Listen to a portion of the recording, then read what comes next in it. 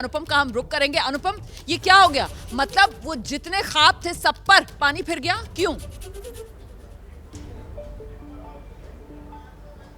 नहीं, इतना black and white में रोमाना जी मुझे लगता है देखा नहीं जाना चाहिए, और ना मैं देखता हूँ कम से कम चुनावों को कभी भी। परिणाम ज़रूर किसी की हार होती है, किसी की जीत होती है, ये खूबसूरती है हमारे लोकतंत्र की। लेकिन इसका अर्थ ये नहीं होता है कि एक तरफ जीत हार जो है खराब ही हो गया। आप देख लीजिए, वोट शेयर की ही बात अगर देख लीजिए तो 5 साल पहले कांग्रेस पार्टी जो 28% वोट शेयर पे थी, वो इस वक्त लगभग 12% बढ़ा के 40% पे आ गई है। लेकिन जो उससे मैं इंपॉर्टेंट एक बात कहना चाहता हूँ रोमाना जी, जब भी कोई नेता मुझे ये वोट शेयर वाला ज्ञान देता है तो मेरे पास रेडीमेड एक शेयर तैयार रहता है। जमहूरियत वो तर्ज हुकूमत है जहां वोटों को तोला नहीं जाता है सर, गिना जाता है। और यहाँ पर नंबर गेम के अंदर साफ तौर पर जो जीता वही सिकंदर। और इस वक्त नायब सिंह सैनी हरियाणा की सियासत के सबसे बड़े सिकंदर, बीजेपी हरियाणा की सियासत की सबसे बड़ी बाजीगर। और जो बात बीजेपी लगातार इस चुनाव प्रचार में कह रही थी कि कांग्रेस झूठ फैला रही है, कांग्रेस भ्रमित कर रही है, ये कांग्रेस की काट की हांडी है। लोकसभा चुनाव में फायदा जरूर मिल गया, लेकिन विधानसभा में जनता पोल खोल के रख देगी। जनता ने हरियाणा की कांग्रेस की पोल खोल दी। अनुपम जी मैं बताता, देखिए हरियाणा चुनाव की आप बात कर रहे हैं। हरियाणा चुनाव को लेकर कई पत्रकार जमीन पर थे पिछले कुछ महीनों से, सब रिपोर्टिंग कर रहे थे। एक भी ऐसा व्यक्ति नहीं था जो ये कहे भाजपा आ रही है, भाजपा हार नहीं।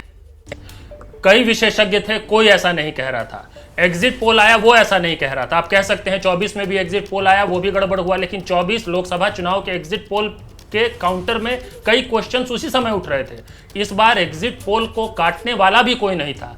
यहां तक कि भारतीय जनता पार्टी के अपने लोग, अपने लीडर्स जो है, मैं कहते हैं कि ठीक बात है भाई, हम तो इस बार जा रहे हैं। सब के सब इस बात को जब कह रहे थे, आपकी मीडिया से लेके हम लोगों से लेके भाजपा के अपने लोग तक जब यही बात कह रहे थे, तो आज जब परिणाम आ रहा है तो उसके बाद कोई भी सोचने समझने वाला व्यक्ति जो है, भाजपा के लोगों को लेकर बात कर रही है, तो देखिए फिर तो गौरव भाटिया के पास चलना पड़ेगा मुझे। सुन तो लीजिए, गौरव भाटिया को बताना पड़ेगा। गौरव यहाँ पर अनुपम कह रहे हैं कि बीजेपी के लोग भी ये कह रहे थे कि साहब हम जा रहे हैं, कांग्रेस आ रही है। अब मुझे नहीं पता अनुपम से ये बात किसने कही, गौरव भाटिया, लेकिन जान लेते हैं ना सर, क्यों हुआ, क्या हुआ, कैसे हुआ, कुछ बीजेपी भी तो बताएगी ना। इन्हीं का मैजिक चला है सर, जरा इनसे भी सुनते हैं। अनुपम जी, गौरव जी के पास चलते हैं। आइए गौरव जी। रोमाना जी, आज पूरा देश ये कह रहा है Modi ji is magic, Rahul ji is tragic. और हम लोग जनता से संपर्क साध रहे थे, मिल रहे थे। कांग्रेस की वॉशिंग मशीन जो है वो भाजपा नेताओं से कह रहे हैं, बात कर रही थी। अरे भाजपा के नेता तो ये मान के चल रहे थे कि हम हरियाणा जीतेंगे, इतिहास रचेंगे, जो हमने रच दिया। लेकिन एक बात पे गौर फरमाना चाहिए रोमाना जी। देखिए, सुबह जो है जब रुझान आए तो भाजपा पीछे चल रही थी। हम लोग सब चर्चा कर रहे थे। आप जैसी पत्रकार ने पूछा क्या कहेंगे, हमने कहा जो भी परिणाम आएगा जनादेश स्वीकारेंगे, सर आंखों पर रखेंगे जो जनता ने आदेश दिया है। लेकिन कांग्रेस पार्टी सुबह कह रही थी बहुत अच्छी है ईवीएम, इलेक्शन कमीशन, जनता। और 12 बजे हमने देखा पवन खेड़ा और जयराम रमेश कहने लगे इलेक्शन कमीशन ऑफ इंडिया पे दबाव है। 5 बजे आपकी चर्चा में ईवीएम पे ठीकरा फोड़ेंगे। ना ईवीएम खराब, ना संविधान खराब, ना लोकतंत्र, ना मीडिया, ना जुडिशरी। अगर डिफेक्टिव है तो इनका प्रोडक्ट है जो लॉन्च ही नहीं होता है। और इसीलिए मैं कहता हूं हार जीत लगी रहती है, लेकिन परिणाम को स्वीकारने की क्षमता हर पार्टी में होनी चाहिए, जो कांग्रेस में आज नहीं। ये आपने जो बात कही है ना, मुझे लगता है अनुपम को इस पर आना चाहिए। यही बुनियादी वजह है क्या? आप लोग हार जीत को हार जीत के तौर पर स्वीकार नहीं करते हैं। और बड़ी बात यह कि हार के बाद आप लोग मंथन भी नहीं करते हैं, बहाने ढूंढने लगते हैं। ईवीएम, और आज तो हमने देखा किस तरीके से बीजेपी प्रशासन पर दबाव, चुनाव आयोग अपडेट नहीं कर रहा है। मतलब कहां से आप लोग बातें निकाल कर लाते हैं सिर्फ और सिर्फ जनता को गुमराह और भ्रमित करने के लिए। अनुपम, दिक्कत क्या है कांग्रेस के साथ? क्यों हरियाणा की अगर बात की जाए तो ये तो आप लोगों के हिसाब से जीती हुई बाजी थी ना, तो जीती हुई बाजी कांग्रेस क्यों हार गई? मुझे जवाब दीजिए। ये बात भाजपा कहे कि जनता को भ्रमित करने के लिए और इस काम करने के लिए कांग्रेस करती है तो समझ में आता है। आप न्यूज़ एंकर के तौर पे कम से कम इंटेंशन पे तो सवाल मत उठाइए।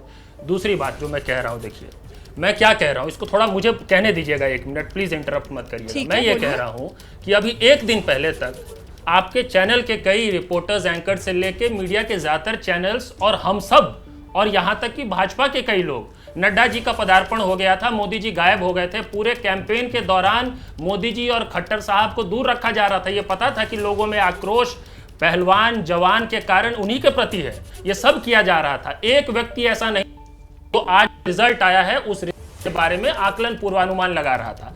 मैं ये कह रहा हूं कि ये रिजल्ट है, इसका स्वागत है, इसको हम स्वीकार करते हैं, लेकिन कोई भी जो थिंकिंग माइंड होगा, कोई भी जिसके पास सोचने समझने की शक्ति है, वो 1 दिन पहले तक क्या हो रहा कुछ और कह रहा था। सारे लोग, ये सिर्फ मैं अपनी पार्टी की बात नहीं कर रहा हूं, और एक झटके में दूसरे दिन कुछ और हुआ है। आखिर क्या बदला है, आखिर कहां चूक हुई, अगर देखने में क्या दिक्कत हुई है। ठीक है, पार्टी की रणनीतिक चूक हुई होगी, पार्टी से गलतियां हुई होगी, आप जो पॉइंट कह रहे हैं सर मैं उस पॉइंट को मैं उस पॉइंट को आगे बढ़ाती हूं सर, मैं उस पॉइंट को आगे बढ़ाती हूं। ठीक है, आप जिस पॉइंट को रख रहे हैं, गौरव भाटिया ये कह रहे हैं कि साहब आवाजें जो जमीन से आवाज निकल कर आ रही थी वो प्रो कांग्रेस और एंटी बीजेपी आवाज निकल कर आ रही थी। क्या इसके पीछे एक बड़ा फैक्टर जो यहां पर मिस होता चला गया वो ये कि वो जाट समुदाय जिसके समर्थन के बूते पर कांग्रेस उम्मीदों की लहर पर सवार थी, हम सब जानते हैं कि वो समुदाय वोकल होने के लिए जाना जाता है, वो समुदाय मजबूती से अपनी बात रखने के लिए जाना जाता है, लेकिन उसके अलावा भी तो 75% आबादी है ना हरियाणा की, और उसके मन की जो बात थी वो शायद कहीं दब रही थी, वो खुलकर सामने नहीं आ रही थी, और इसी ने बीजेपी को फायदा पहुंचा दिया, और वो जो आवाज कांग्रेस सुन नहीं पा रही थी अब वो जनादेश के तौर पर सामने आई। गौरव, ये रेट्रोस्पेक्टिव विजडम ठीक है, देते रहे। ठीक है सर, सर 1 मिनट, मैंने गौरव जी से सवाल पूछा है, वो जवाब दे दें जरा, फिर आपके पास आऊंगी अनुपम जी। गौरव जी। रोमाना जी देखिए, आज की जीत का जब आकलन होना चाहिए तो मैं आपको एक फर्क बताता हूं।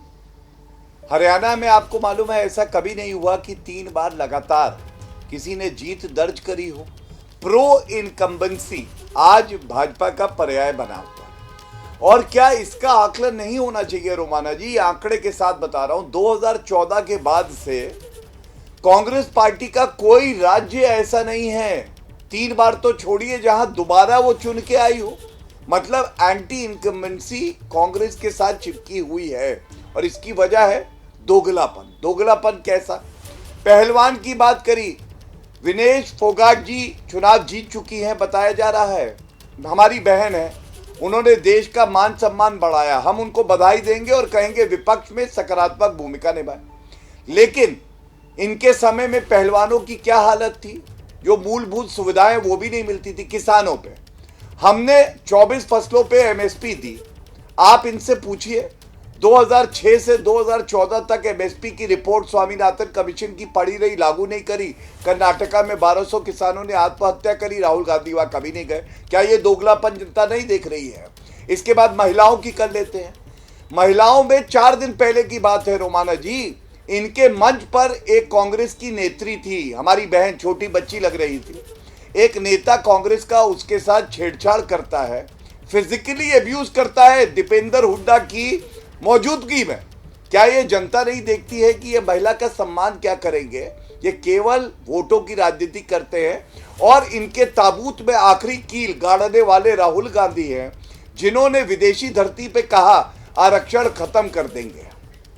मैं समझता हूं पिछड़े समाज को ये बात कांटे की तरह चुभी, और जो दर्द राहुल गांधी ने पिछड़े समाज को दिया उसका जवाब वोट की चोट देकर हरियाणा के सारे जितने नागरिक हैं उन्होंने दिया है।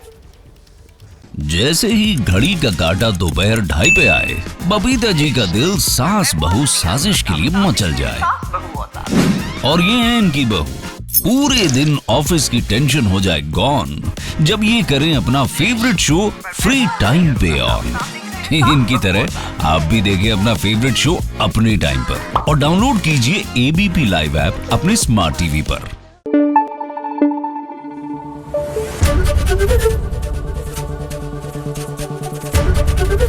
एबीपी न्यूज आपको रखे आगे।